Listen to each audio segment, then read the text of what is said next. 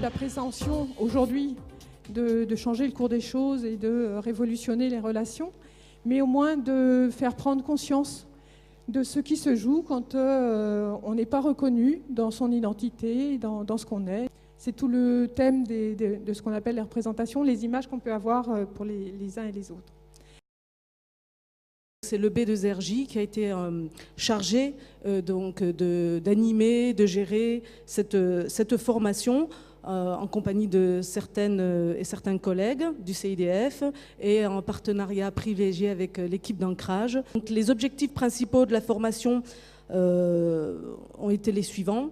Donc, de permettre pour les professionnels donc formés de prendre conscience de l'impact de l'interculturalité sur leurs propres pratiques professionnelles, d'acquérir une méthode de dialogue interculturel donc en vue de leur permettre d'améliorer et surtout d'optimiser leur action au contact de leur public, savoir s'extraire de l'influence des critères constitutifs d'identité, donc de leur influence réelle ou supposée dans le cadre de son activité professionnelle. Je vous présente rapidement le déroulé, le contenu de la formation. Elle s'est déclinée donc en 6 sessions de 2 jours chacune, donc sur 6 thématiques. Donc le lien social et la citoyenneté, la culture, le logement, l'éducation, l'emploi et la santé.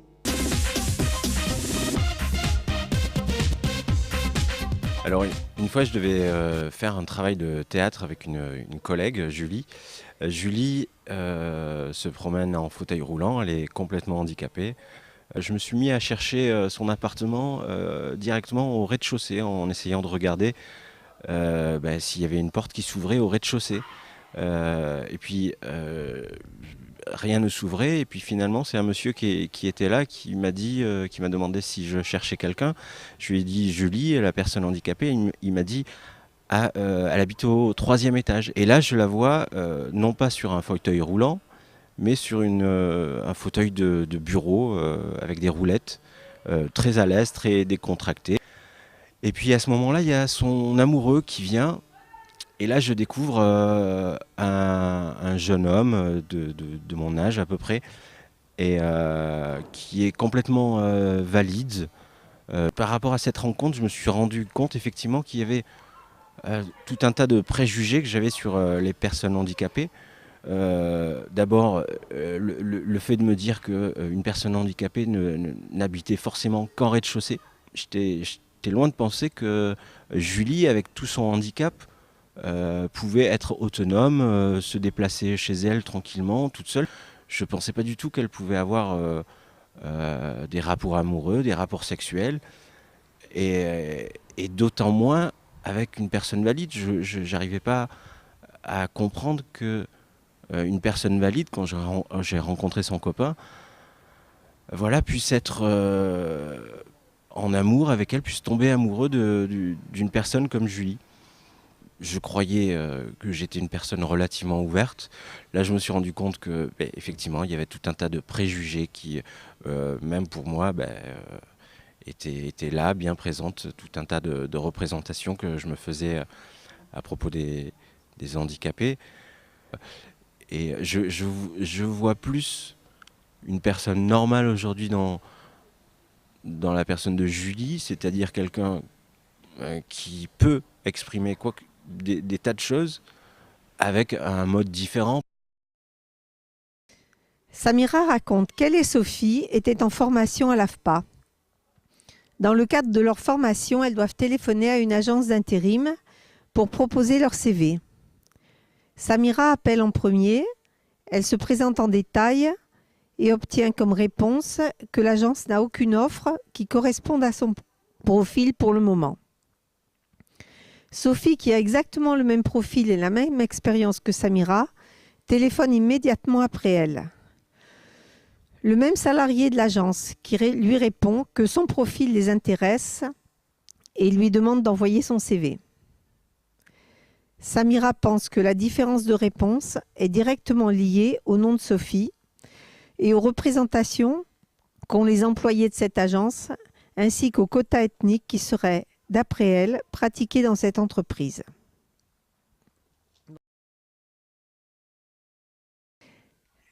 Bénédicte est accompagnatrice à l'emploi. Elle reçoit une femme qui arrive du Yémen et vit en France depuis 2 ou 3 ans. Elle recherche un emploi dans l'accueil secrétariat et elle dit que son mari ne veut pas qu'elle parle à n'importe qui. Elle-même, d'ailleurs, dit adhérer à ses valeurs. Cette bénéficiaire bouscule les valeurs personnelles de Bénédicte, celles en pratique dans la société française. Elle se trouve en difficulté dans son positionnement professionnel. Elle ne sait pas si elle doit tenter de faire comprendre à cette bénéficiaire son décalage avec la société française ou si elle doit l'accepter telle qu'elle est et l'accompagner en respectant ses convictions. Elle pense même un moment la renvoyer vers un autre accompagnateur tant la situation la met en difficulté. Elle s'est finalement tournée vers une collègue qui l'a aidée à mieux comprendre la situation et à trouver une réponse adaptée. Je suis bénévole à la PAGE. C'est une association pour personnes handicapées. J'ai emmené un groupe d'handicapés pour manger au restaurant, pour passer une soirée, un karaoké avec... terminer à 2h du matin, danser et passer une soirée agréable avec eux. Mais on faisait tache d'ombre. On ne nous a pas laissé chanter. Le responsable du Majesty, pour ne pas le citer, nous a foutus dehors à 11h30 qu'on a payé jusqu'à 2h du matin. Alors expliquer à des personnes handicapées pourquoi ils nous foutent dehors en disant qu'on ne savait pas qu'ils étaient aussi handicapés.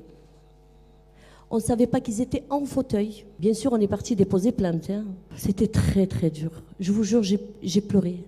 J'ai pleuré. J'ai pas pleuré pour moi, j'ai pleuré pour eux. J'ai eu un entretien pour un travail. C'est le CV qui les a intéressés.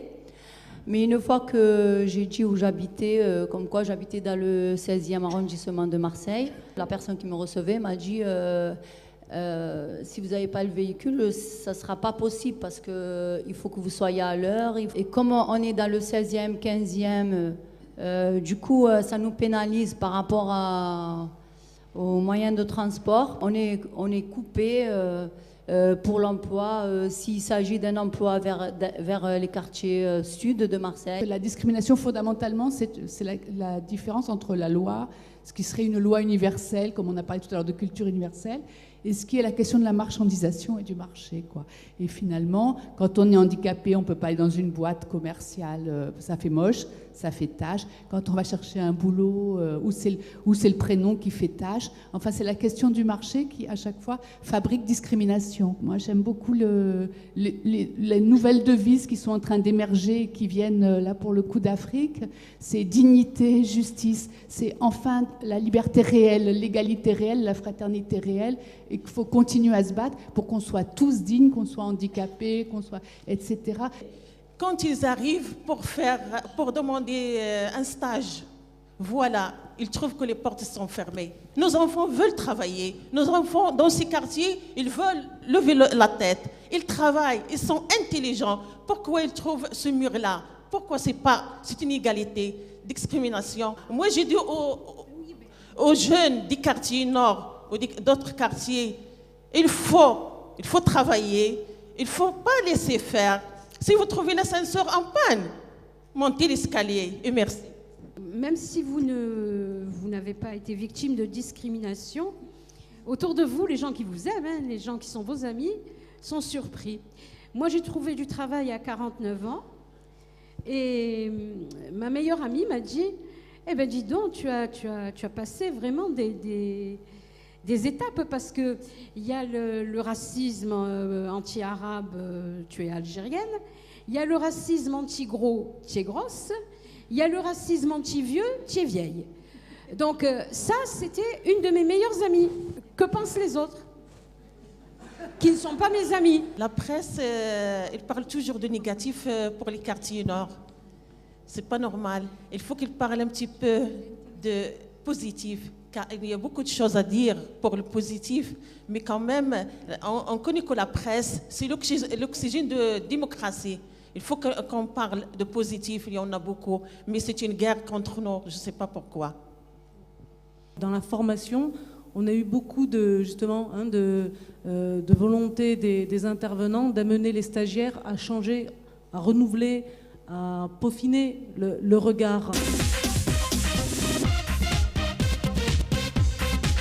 En visite chez son médecin généraliste, dans la discussion, elle lui dit qu'elle souhaite trouver du travail.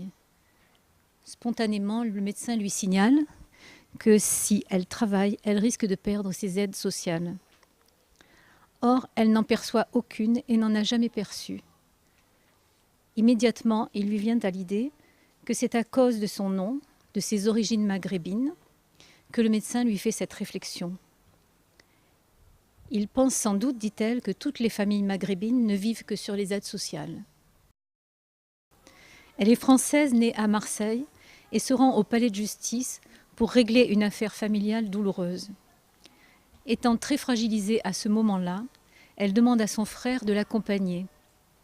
Sur place, c'est donc lui qui prend la parole le premier auprès de l'agent d'accueil.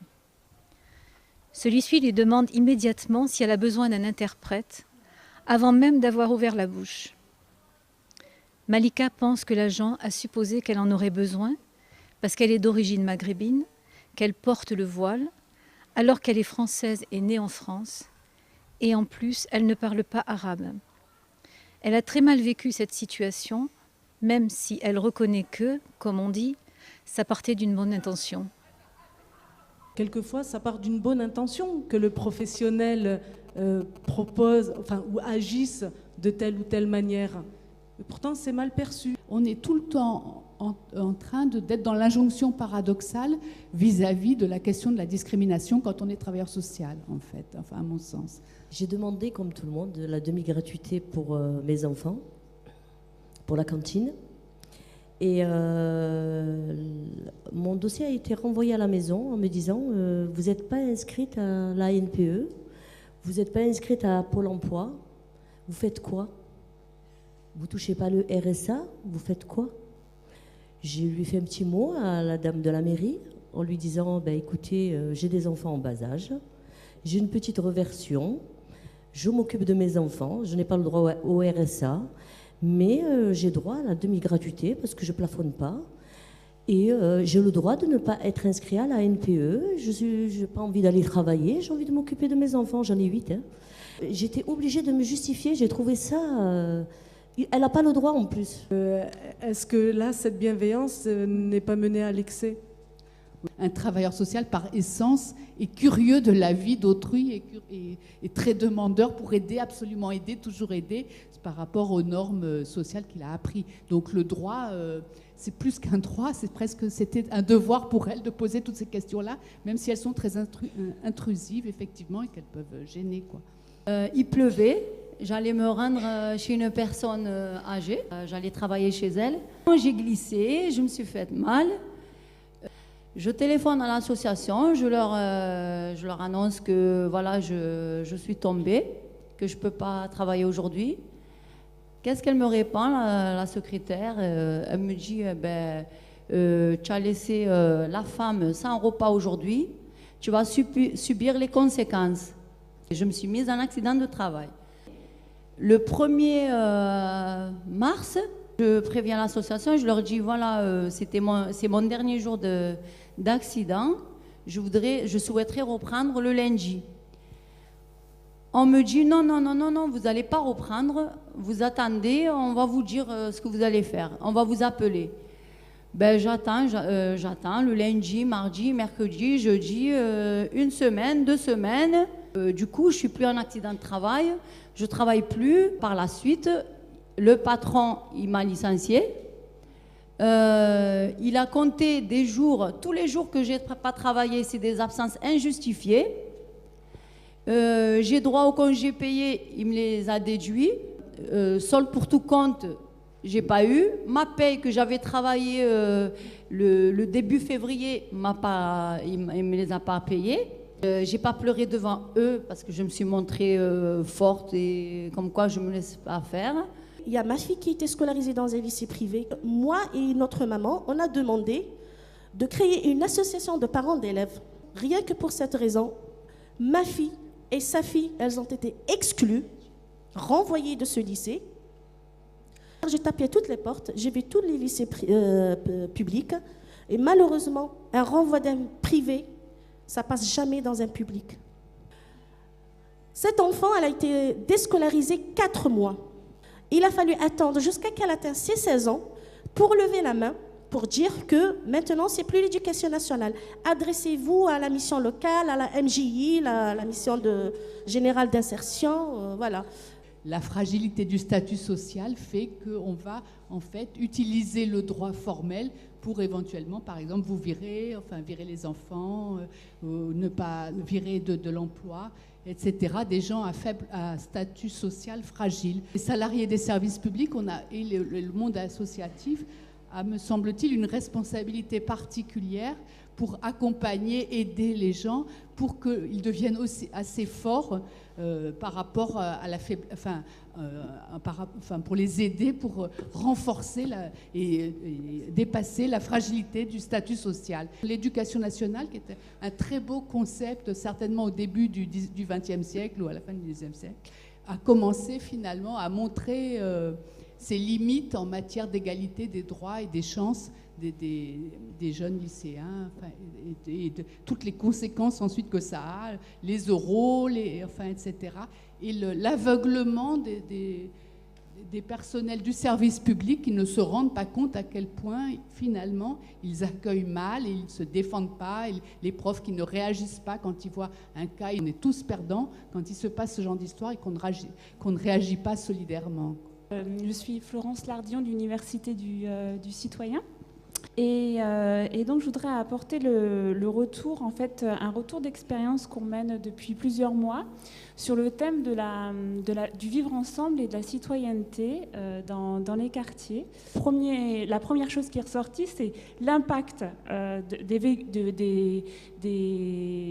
ce qui est véhiculé sur les quartiers. Et deuxième chose qui rend aussi la vie très compliquée des femmes, c'est certaines politiques territoriales qui ont été faites soi-disant pour améliorer la vie dans les quartiers, comme mettre un centre commercial à proximité ou faire un bus pour aller à la plage l'été. Mais le message finalement qui est reçu in fine, c'est mais finalement on veut qu'on reste entre nous. Et donc ça crée aussi des distances justement entre nord et centre, enfin si on peut dire ça comme ça. Mettons à distance les préjugés sur les quartiers. Dans les quartiers, il y a beaucoup de femmes, de citoyennes ordinaires, mais pour qui c'est très compliqué, mais aussi qui sont aussi très porteuses d'initiatives solidaires, citoyennes. Quand j'entends, on a voulu créer une association de parents d'élèves et ça nous a été refusé parce que ça n'a été jamais fait, ça me fait complètement bondir. À un certain âge, donc on ne vous prend plus au sérieux parce que vous n'êtes pas, solvable, parce que vous avez un certain âge, parce que je pense que j'ai plein de choses à donner, hélas, et on ne me prend pas au sérieux, voilà.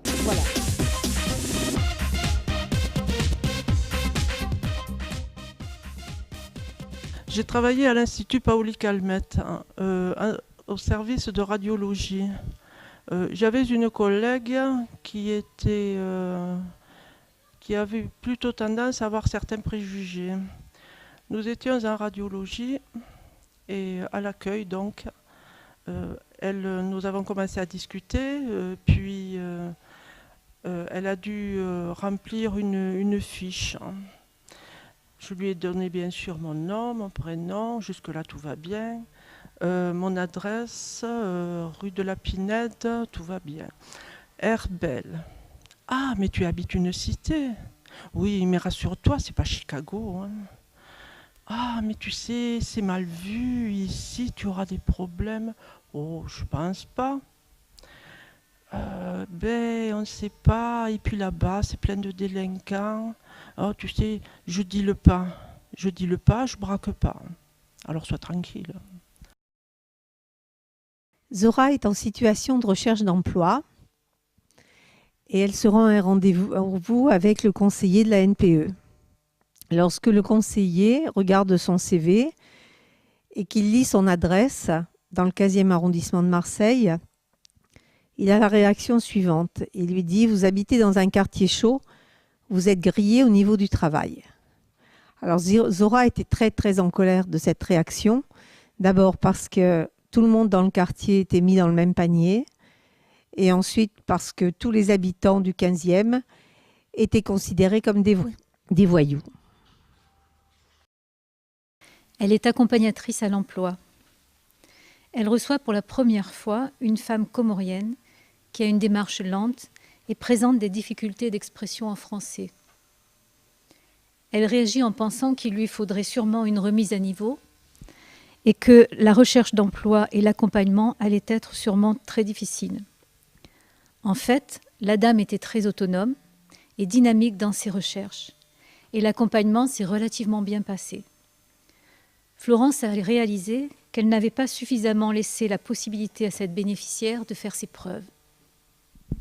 Le domicile, c'est peut-être l'identité première par laquelle on va vous classer, vous catégoriser et du coup adopter une posture professionnelle plus ou moins légale, plus ou moins ouverte.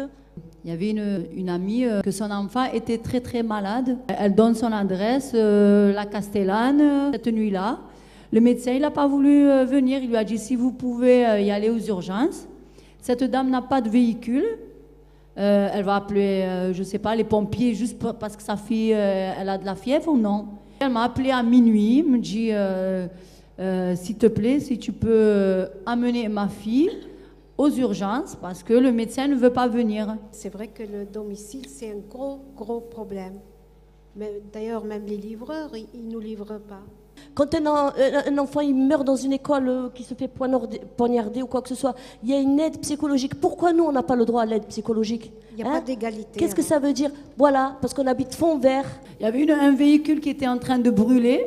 On a téléphoné aux pompiers. Pendant 1h30, ils ne sont pas venus. Pourquoi? Parce qu'ils ne nous trouvent pas. Et que les pompiers ils sont juste à Saint-Antoine, juste à côté.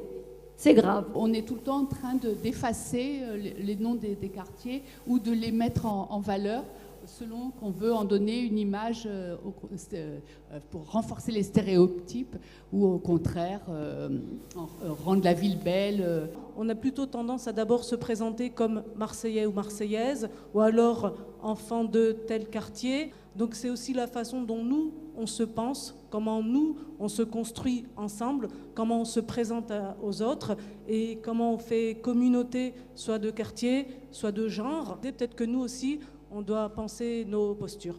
J'appartiens à une direction qui s'appelle la direction de l'accueil, de l'intégration et de la citoyenneté, qui est une des directions qui dépend du secrétariat général à l'immigration et à l'intégration au ministère de l'Intérieur. Et j'ai en charge une thématique qui s'appelle les valeurs de la République. Dans l'émission du Fonds européen, il y a tout un travail sur le travail nécessaire que la société d'accueil doit faire en direction des publics, puisque l'intégration comprend deux parties. La personne qui arrive et qui doit faire un effort pour s'intégrer dans la société française, et la société d'accueil qui, comme son nom l'indique, doit accueillir. À mon sens, c'est le projet que nous finançons sur les actions à l'interculturalité le plus abouti qui existe sur le territoire national. On n'a pas de choses aussi parfaites. Donc, à Marseille, il y a aussi des choses très bien.